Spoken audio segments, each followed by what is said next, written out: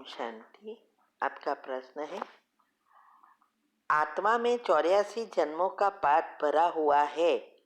जो जो हमने किया है 84 जन्मों में, तो क्या जो हमने ना कभी देखा ना कभी कहीं भी पढ़ा हो, तो वो सब भी हमारे अंदर है, या फिर जो हमने कर्म किया हुआ है वो ही हमारे अंदर है?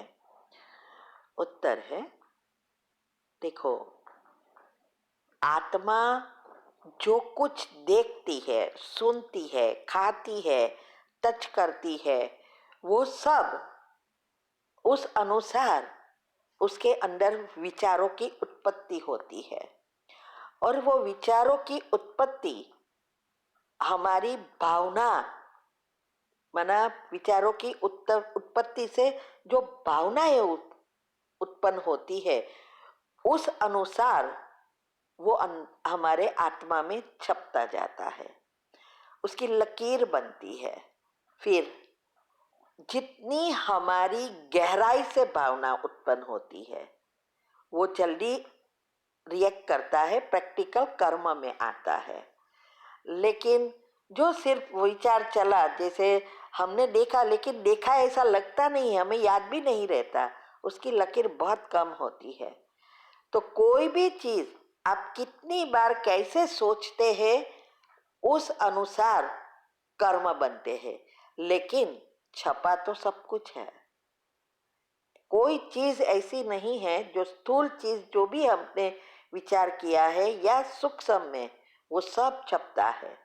इसीलिए जब हमारी अवस्था पॉजिटिव बनती जाती है, तो ऐसी लकीरें जो सिर्फ देखी ही नहीं है लेकिन हमारे अंदर गई है, क्योंकि आंख बंद करके तो कोई नहीं चलते ना, या कान तो बंद नहीं कर सकते ना, तो सुना तो अंदर तो गया होगा ना, लेकिन बहुत लाइट है। तो वो जो कर्म है, वो लकीरें, हमारी पॉजिटिविटी जितनी जितनी बढ़ती जाती है, उतनी वो लकीरें भी खत्म होती जाती है। लेकिन जो हमने प्रैक्टिकल किया है, वो लकीरों को खत्म करने में समय लगता है।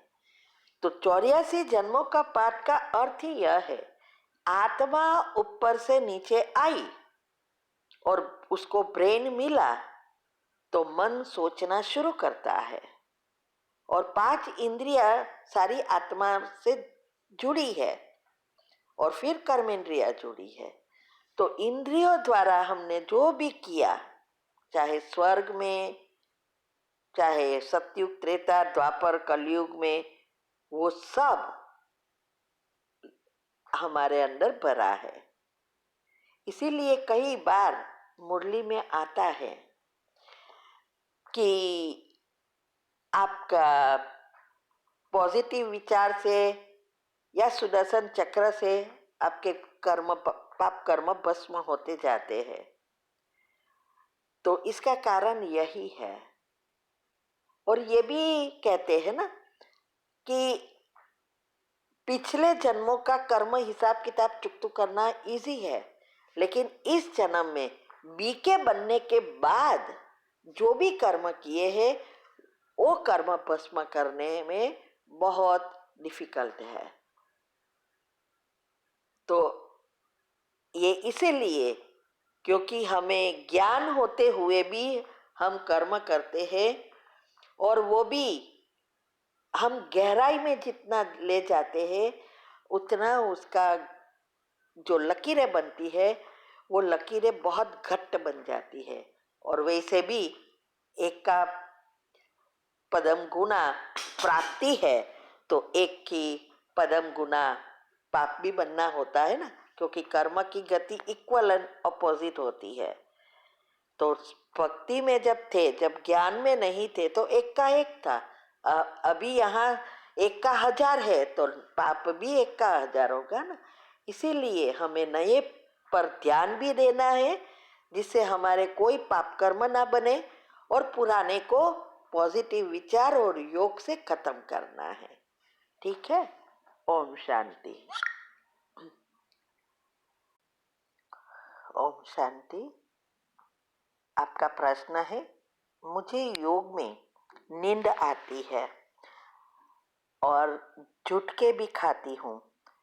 दोन मुंह मुंह धोने के बाद भी झुटके खाती हूँ। 3:15 बजे उठ जाती हूँ, स्नान करती हूँ, थोड़ा एक्सरसाइज भी करती हूँ, तब तक नींद नहीं आती। जब मैं बैठती हूँ योग में, ठीक 15 मिनट के बाद नींद आना शुरू हो जाती है।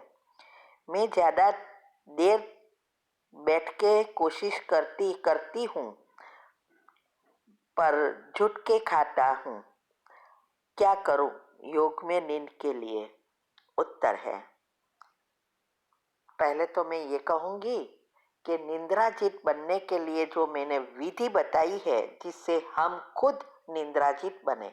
हम बहुत ज़्यादा नींद करते थे, तो ये हमारा बायोलॉजिकल क्लॉक सेट ही नहीं होता था। मुझे तो मुरली में भी नींद आती थी। तो उसकी मैंने विधि बताई है, वो अच्छी रीति समझकर फॉलो करो। दूसरा, देखो, सिर्फ आप सुबह में स्वमान लेते हैं तो स्वमान से भी, अकेले स्वमान से भी हमारा मन बुद्धि एकाग्र नहीं होता, बोर हो जाता। उसको भी चेंज चाहिए। जब तक वो रिसेट ना हो जाए, माना ब्रेन रिसेट ना होवे, तब तक उसको हर बार कोई ना कोई अच्छी चीज चाहिए सोचने की। तो पहले तो आपको दिनचर्या मनचर्या सेट करना है। अच्छी अवस्था बनाने की जो मैंने विधि बताई है वो अपनाओ। और इसमें जब आपके अंदर पॉजिटिविटी बढ़ेगी, नेचुरली आपकी biological clock sleep cycles reset हो जाएगी, तो नींद भी सेट हो जाती है, फिर नींद कभी नहीं आएगी। इसीलिए आपको ये विधि फॉलो करना है, साइंस है ये। तो वो जो भी मैंने विधि बताई है वो आप अच्छी रीति सुनो।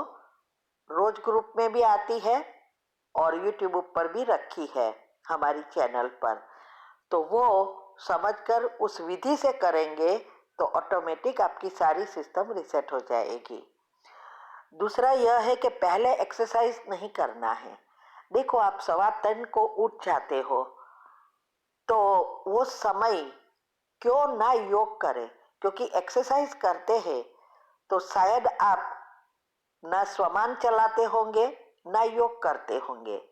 आपको ऐसी अवस्था बनानी है जिससे एक्सरसाइज करते समय भी योग करें, माना अच्छे विचार कमेंट्री चलाए, तब बहुत फायदा होता है। बाकी एक्सरसाइज से शरीर को होगा, लेकिन सूक्ष्म शरीर और स्थूल कारण शरीर नहीं चेंज होगा। तो इसीलिए आपको जब एक्सरसाइज करते होंगे तो और ही विचार चलते होंगे।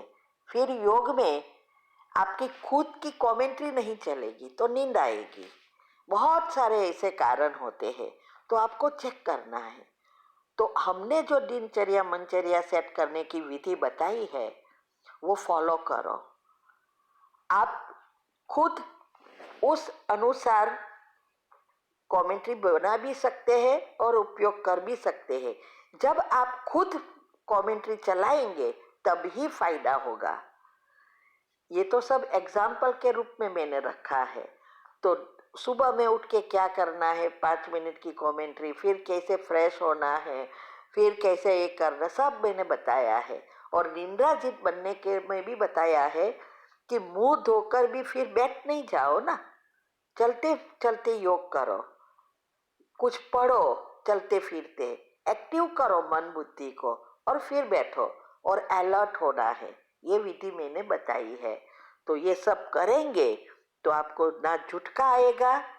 हाँ, शुरुआत में तो सब कुछ होगा, लेकिन अगर आप 21 दिन अटेंशन रखेंगे तो धीरे धीरे आपका मन सेट हो जाएगा।